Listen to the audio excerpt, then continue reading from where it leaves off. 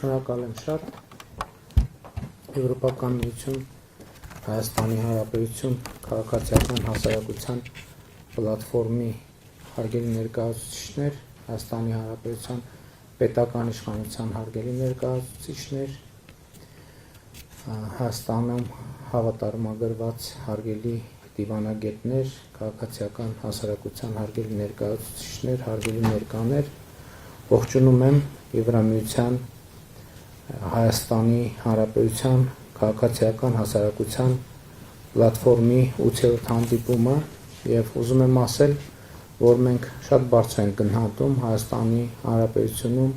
քաղաքացիական հասարակության գործունեությունը եւ իհարկե հատկապես մեր գաղափարաբանության եւ ժողովրդավարության ընկալումների պայմաններում դժվար է գերագնահատել քաղաքացիական հասարակության դերը մեր իրականության մեջ։ Միևնույն ժամանակ շատ կարևոր եմ համարում, որ մենք շարունակում ենք ինստիտուցիոնալ մեխանիզմներ ստեղծել, որպեսզի կառավարության, քաղաքական մեծամասնության եւ ընդհանրապես պետական եւ տեղական ինքնակառավարման մարմինների գործակցությունը լինի առավել ինստիտուցիոնալ,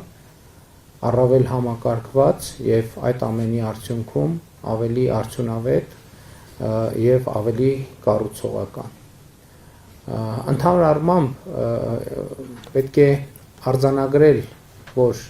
մենք թեև ժողովրդավարության եւ պետության, տնտեսության զարգացման առումով շատ մեծ առաջընթացներ ենք արձանագրել 2018 թվականի ժողովրդական ոչ բռնի Թավշյա հեղափոխությունից հետո, բայց միևնույն ժամանակ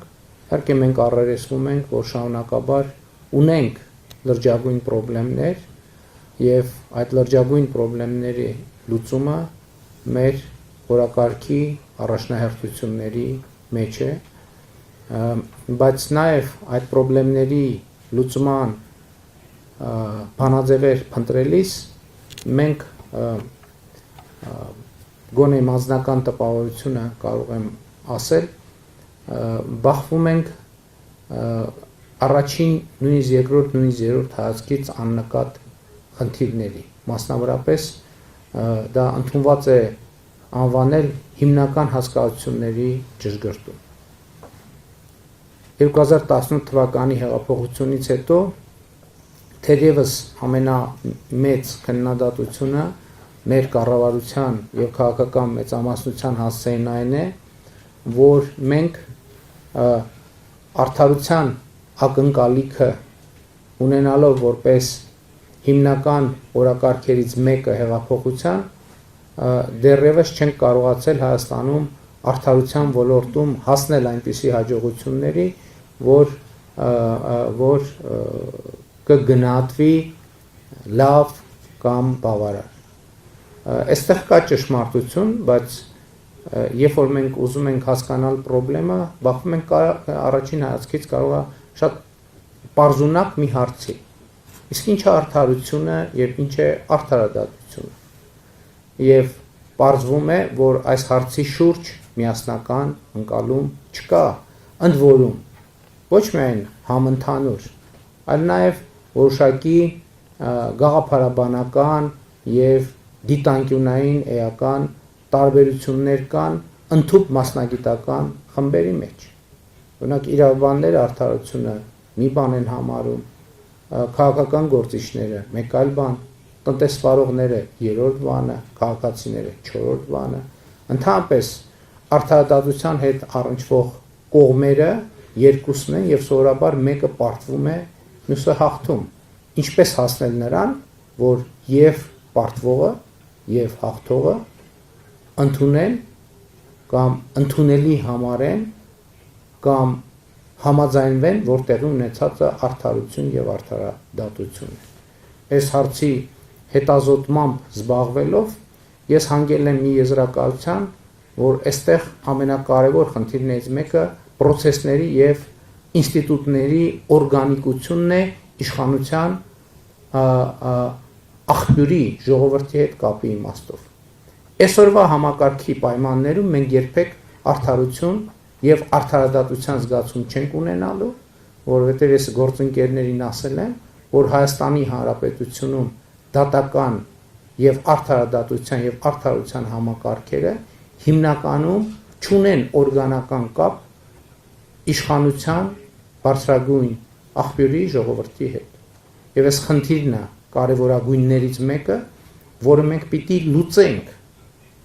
առաջիկայում նոր սահմանադրություն ընդունելով, որովհետև Հայաստանում արդարադատությունը եւ արդարությունը կառավարվում է մեծ մասամբ այնպիսի ինստիտուտների կողմից, որոնք կղզիացած են,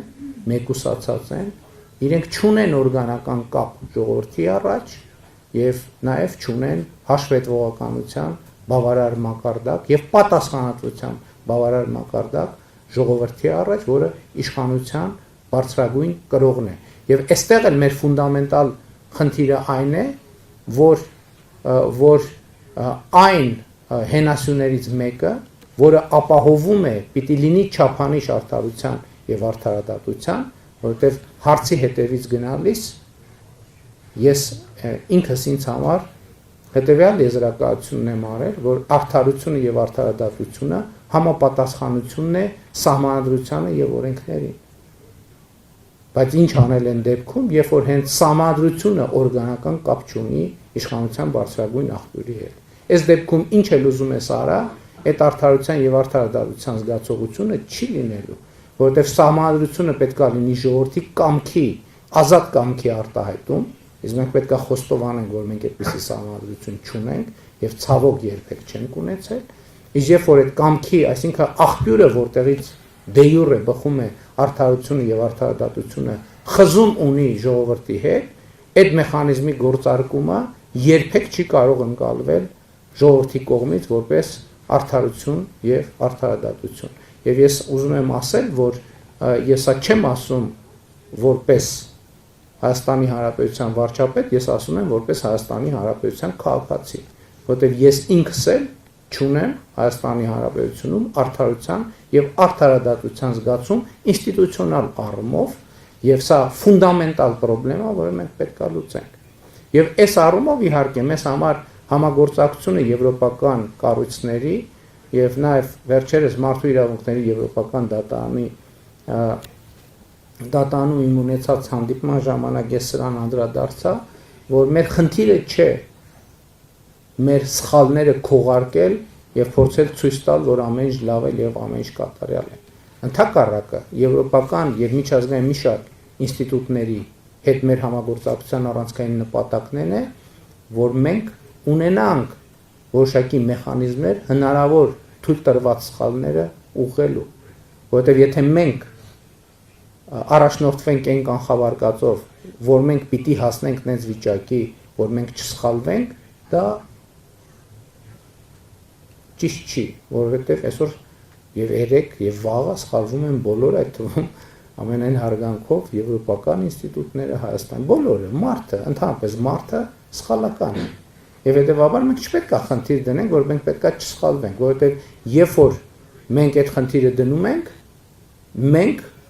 առաջ շարժվելու մեր ճանապարհները փակում ենք։ Եվ